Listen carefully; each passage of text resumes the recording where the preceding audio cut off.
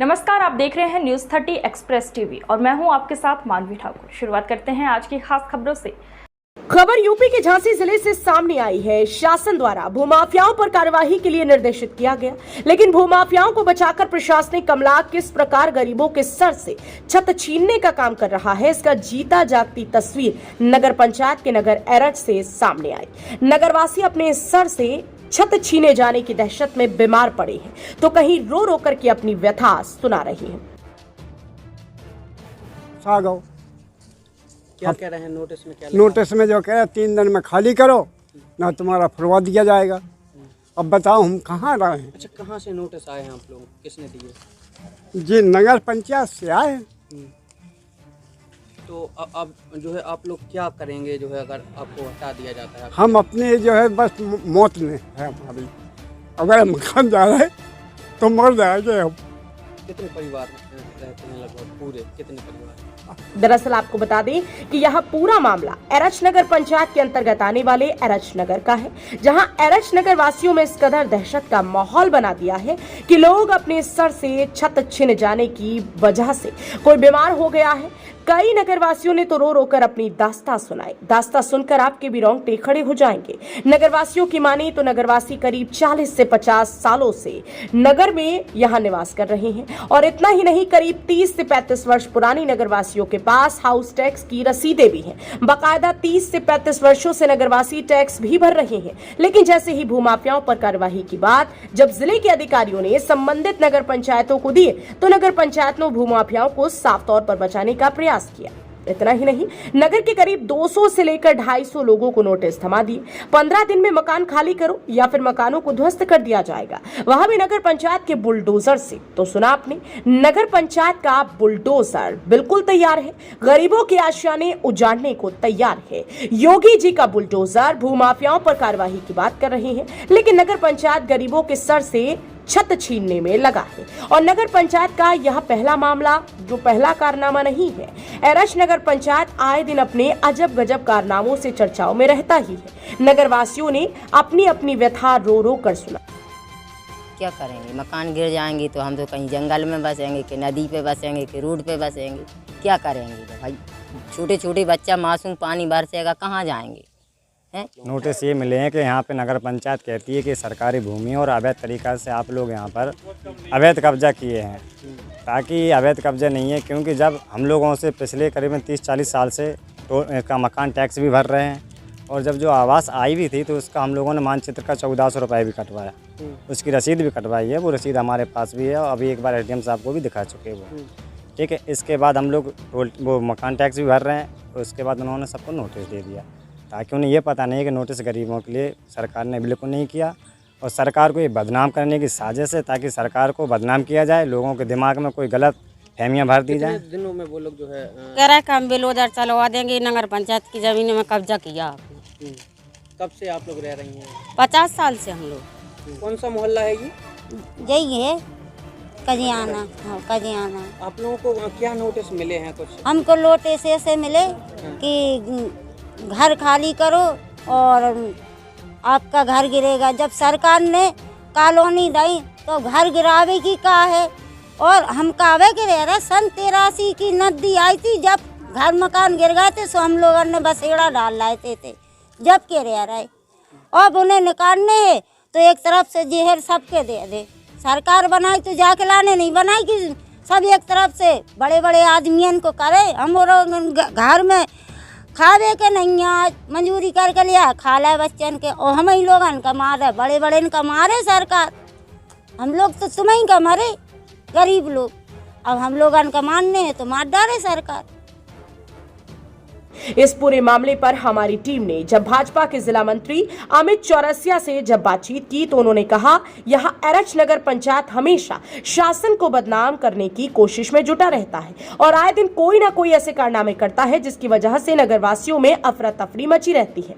आलम यह है कि एरठ नगर पंचायत सिर्फ और सिर्फ सरकार को बदनाम करने की कोशिश करता है। अमित चौरसिया के मुताबिक उन्होंने नगरवासियों को आश्वासन दिया है कि भारतीय जनता पार्टी की सरकार है, किसी भी नगरवासी के साथ एरच नगर पंचायत किसी भी प्रकार की कोताही नहीं करेगा और अगर ऐसा होता है तो यह मामला जिले स्तर से लेकर प्रदेश स्तर तक जाएगा और प्रदेश के मुख्यमंत्री योगी आदित्यनाथ से मिलकर ऐसे भ्रष्ट अधिकारियों के खिलाफ कड़ी से कड़ी कार्रवाई कराई जाएगी। ये परिचय देते हुए बताइए, इन लोगों को जो नोटिस आए हैं इसमें जो है क्या पूरा मामला है? जी, मैं अमित चौरसिया मेरा नाम है। भारतीय जनता पार्टी में ज़िले में मंत्री के दायित्व पर हूँ। बड़ा दुख हो रहा है हमें जान करके ये कि एरच नगर पंचायत इस तरीके के कार्य निरंतर करती रही है। जो भी जन कल्याणकारी योजनाएं रही हैं उनको प्रभावित करने का काम ये पूरे 5 साल करते रहे। अकर्मण्य अधिकारी, अयोग्य शासन, तो इस तरीके से गरीब आदमी को जितना प्रताड़ित और परेशानियां कर पाए हैं 5 साल में, इन्होंने कहीं कसर नहीं छोड़ी। दूसरा, भारतीय जनता पार्टी की नीतियों को, योजनाओं को किस तरीके से प्रभावित कर सकते हैं, इन्होंने कहीं कोई कसर नहीं छोड़ी। आज आप जैसा कि देख रहे हैं, बड़ा हमारा मन भर भर आ रहा है ये सुनकर के इतने बुजुर्ग लोग जो अपने परिवार में खेले पड़े बड़े आज कैसे मेहनत मजदूरी करके जीवन भर की कमाई लगा करके या प्रधानमंत्री आवास योजना का लाभ मिलने से उनकी छत आज पक्की हो पाई है। ऐसे गरीब लोगों के पास ये नोटिस दे देते हैं कि 3 दिन में हमें जवाब दो कि ये तुम्हारी कहाँ रजिस्ट्री है, क्या है। अन्यथा की स्थिति में 15 दिन के अंदर ध्वस्तीकरण की कार्रवाई की जाएगी। शब्दों का मतलब ये लोग समझते हैं। जिस दिन से यह ध्वस्तीकरण बुलडोजर, अरे हमारी सरकार ने बुलडोजर किनके लिए चलाने को कहा है? माननीय योगी जी ने बुलडोजर की आवश्यकता क्या पड़ गई थी? उन भूमाफियाओं के लिए, उन कानून को ना मानने वालों के लिए, उन गुंडों के लिए ये योजना बनाई थी कि वो शुद्ध हो करके एक आम आदमी का जीवन व्यतीत कर सकें और शांति से दूसरे लोगों को, गरीब लोगों को अपना जीवन यापन करने दें। इस वजह से ये योजना चलाई थी, उनके ध्वस्तीकरण करने के लिए, जिसने गरीब आदमी की भूमि पर कब्जा करके मिलें लगाई, फैक्ट्री लगाई, प्लाट काटे, बिल्डिंगें बनाई, उन्हें किराए से लगाया, उनके लिए बुलडोजर था। ना कि इन गरीब आदमियों को नोटिस देकर क्या करना चाहते हैं, हमें तो ये समझ नहीं आ रहा है कि इनकी नीति है क्या। ये भाई गरीब आदमी से क्या लेंगे ये? और जो अभी देख रहे थे माताजी बोल रही हैं कि हमारे पास मृत्यु के अलावा कोई चारा नहीं है, तो यार आपके साथ या हमारे साथ किसी के साथ भी हो जिसका वो घर ही जीवन भर की कमाई हो और वो उसी को तोड़ के चले जाएं, तो इससे तो मरना ठीक है। सबको पता था, एक कहावत है कि सबको पता था आत्महत्या करने वाले नरक में जाते हैं, लेकिन उन्होंने आत्महत्या की। क्यों? क्योंकि उनकी जिंदगी नरक से बदतर हो गई थी। तो ऐसी स्थिति पर आज नगर पंचायत एरच ने ला करके इन नगर वासियों को उस जगह पे खड़ा कर दिया है जिन्हें पता नहीं है कि ये नगर पंचायत के फरमान हैं, उस सरकार को दोष दे रहे हैं। मैं उन लोगों को आश्वस्त कर देना चाहता हूँ, भारतीय जनता पार्टी की सरकार है। किसी अधिकारी की और किसी नेता की ये हिम्मत नहीं है, ताकत नहीं कि किसी गरीब आदमी का घर फोड़ना तो दूर, छू करके दिखा दे। आप लोग बिल्कुल आश्वस्त रहें, नगर पंचायत ऐसे 1 नहीं 10 नोटिस भेज दे, उससे कुछ होने वाला नहीं और इन्हें इस बात का जवाब देना पड़ेगा। मैंने आज जिलाधिकारी महोदय को पत्र लिखा है, माननीय विधायक जी के संज्ञान में इस बात को डाला है, माननीय क्षेत्रीय अध्यक्ष जी के पास भी पत्र भेज रहे हैं, माननीय जिलाध्यक्ष जी को हम सूचित कर रहे हैं कि इस तरीके से एरच नगर पंचायत कृत्य कर रही है, जिससे हमारी सरकार की कहीं ना कहीं छवि धूमिल होने की कगार पर आ जाती है। बार बार सरकार इतनी जनकल्याणकारी योजनाएं चला रही है, आपको जानकारी होगी, मानचित्र कहीं पूरे देश में काटा गया है क्या प्रधानमंत्री आवास में, लेकिन एरच नगर पंचायत ने वो मानचित्र पास करके गरीब लोगों को, वहाँ भी इन्होंने योजना प्रभावित की थी और गरीबों को परेशान किया था, उनके बनते हुए आवासों को रुकवाया था इन्होंने। उसकी जांच चल रही है, अभी जवाब नहीं दे पा रहे हैं ये लोग। तो मैं ये कहना चाहूँगा आपके चैनल के माध्यम से, जो भी ऐसे लोग हैं जिनके पास एक घर है, प्रधानमंत्री आवास योजना के पात्र हैं, गरीब लोग हैं, बिल्कुल निश्चिंत रहें, उनका कोई बाल बांका करने वाला नहीं है। भू माफियाओं पर कार्रवाई होगी, उसे नगर पंचायत वाले बचा नहीं पाएंगे, क्योंकि कंप्लेंट ये हुई थी कि जो भू माफिया हैं उनकी आवास, उनके मकान जिन्होंने दूसरे की ज़मीन पर कब्जा करके बनाए हैं, उन पर कार्रवाई होनी चाहिए। लेकिन उन्होंने क्या किया, उन्होंने पूरे गांव के लोगों को नोटिस दे दिए हैं केवल उन चंद माफियाओं को बचाने के लिए। इन्हें इसका भी जवाब देना पड़ेगा कि वास्तव में जो माफिया हैं उन्हें चिन्हित करें, उन पर बुलडोजर चलाएं, सरकार की जो नीति है उसे सही दिशा में कराने का काम करें। अन्यथा ये किसी के बाप की जागीर नहीं है जहाँ बैठे हैं, ये सरकारी कार्यालय है, जवाब हर व्यक्ति को देना पड़ेगा। गरीब आदमी के मन से जो आह निकल रही है, इस आह का भी जवाब इन्हें देना पड़ेगा। सरकार भारतीय जनता पार्टी की है, सभी लोग बिल्कुल निश्चिंत रहें, आश्वस्त रहें, किसी का बाल बांका होने वाला नहीं है। धन्यवाद। तो क्या कहेंगे ऐसे में क्या कहेंगे, अधिकारी भूमाफियाओं को बचाकर गरीबों पर कार्रवाई करके भाई लूटना चाहती है? भूमाफियाओं, इनके कई टैक्ट हैं। अरे ये तो 500-500 रुपए में अपनी नीतियां बदल लेते हैं। इनका एक कारण हम बता सकते हैं जो हमारे संज्ञान में समझ पा रहे हैं। पहला तो ये कि वास्तव में जो भूमाफिया हैं उनको बचाने का प्रयास कर रहे हैं। दूसरा ये कि अब इनके जो दलाल हैं, कुछ प्राइवेट लोग लगा के रखे हैं, जिन्होंने प्रधानमंत्री आवास के नाम पर भी लोगों से 2-2 हज़ार 3-3 हज़ार रुपये वसूले अलग से, और इनके अधिकारियों ने 10-10 हज़ार 20-20 हज़ार रुपये वसूले हैं। चूंकि गरीब आदमी है, उसको जितना पैसा मिल पाया उतने ही में संतुष्ट है कि हमारा कुछ तो मिल गया, कुछ तो आवास बन गया। इन्होंने पूरी योजना प्रभावित की।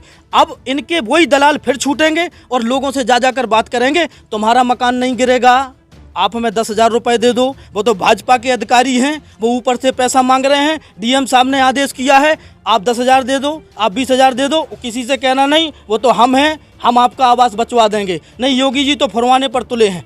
ऐसी मानसिकता को लेकर के ये कहीं ना कहीं योजना को प्रभावित करेंगे, जनता को लूटेंगे और अपना यश के हमने आपका आवास बचा दिया, ये इनकी मानसिकता है। कुछ ही समय पहले योगी जी का एक निर्देश जारी हुआ था कि जो गरीब हैं उनका कब्जा कहीं भी हो वो तोड़ा नहीं जाएगा। हम कह रहे हैं भारतीय जनता पार्टी की सरकार का, आज प्रदेश की सरकार का नेतृत्व माननीय योगी जी कर रहे हैं। हम सबका सौभाग्य है कि ऐसा नेतृत्व हम सबको मिला है कि इस तरीके से अधिकारी गुंडागिरी आज समापन की ओर है। लेकिन कुछ ये चंद नासमझ लोग बचे हैं, इन्हें पता नहीं कि इन्होंने क्या कर दिया। ये मैं गुजारिश करूंगा कि वास्तव में इन पे वो कार्रवाई की जाए ताकि इन्हें पता चले दूसरे का दर्द क्या होता है। जिस दिन से ये नोटिस उन लोगों को मिले हैं, एक दादाजी वो लेटे हैं, उसी दिन से उनकी तबीयत खराब है। उन्हें ये लग रहा है कि हम जीवन भर से बना करके घर बनाए, अगर टूट जाएगा तो हमारे बच्चे रहेंगे कहाँ। इन्हें ये दर्द है, जरा इन्हें पता है इनके लिए सब खेल है। ये कुछ भी लिख के किसी को दे दो। अरे ऐसे अधिकारी हैं, 2-2 3-3 बार तो इनकी तनख्वाहें रुक चुकी है, इनका वेतन रोका गया है अधिकारियों के, लेकिन इन्हें समझ ही नहीं आता है। लेकिन अब आप निश्चिंत रहें, जो इन्होंने कदम उठाया है इसका जवाब इन्हें देना पड़ेगा और कार्रवाई, कड़ी से कड़ी कार्रवाई होगी।